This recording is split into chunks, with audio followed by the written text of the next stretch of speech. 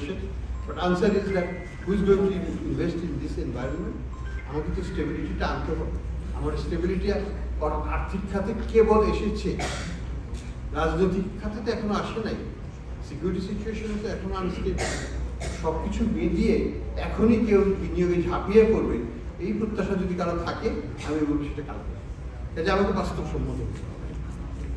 আমি যেটা বলবো যে বিনিয়োগ, ফরেন ইনভেস্টমেন্ট এগুলো সবই কিন্তু পাইপলাইনে আমরা দেখতে পাচ্ছি।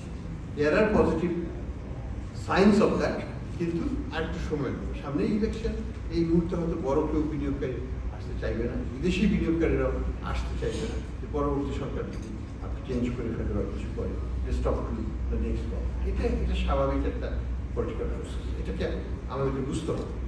তো যাই হোক, আমাদের সিচুয়েশনটা হচ্ছে ব্যালেন্স পেমেন্টে আমরা এখন সারপ্লাস, কারেন্ট অ্যাকাউন্টের সারপ্লাস, ফাইন্যান্সিয়াল অ্যাকাউন্টের সারপ্লাস, ওভারঅল ব্যালেন্সের সারপ্লাস, তিনটাতেই নেগেটিভ ছিল। এগুলো তো হয়েছে, টার্ন অ্যারাউন্ড তো আমরা দেখতে পাচ্ছি। যদি বলে যে বাংলাদেশে কি কোনো ক্রাইসিস আছে, না কোনো ক্রাইসিস নেই। আমি কালকে বলছিলাম যে চালের দাম একটু বেশি আছে, ঠিক আছে, উপদেশ থেকে আমি বলছিলাম ওয়াই নট ব্রিং অ্যানাদার 10 লক্ষ টাকা চাল নিয়ে আসি, আমাদের ডলারের অভাব নেই, আমরা কেন বাজারকে স্টেবিলাইজ করছি?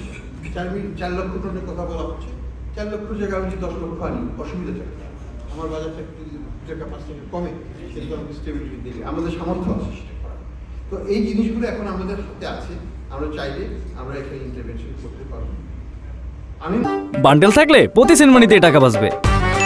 বিকাশ সেনমানি বান্ডেল কিনে জিতুন প্রতি লেনদেনে।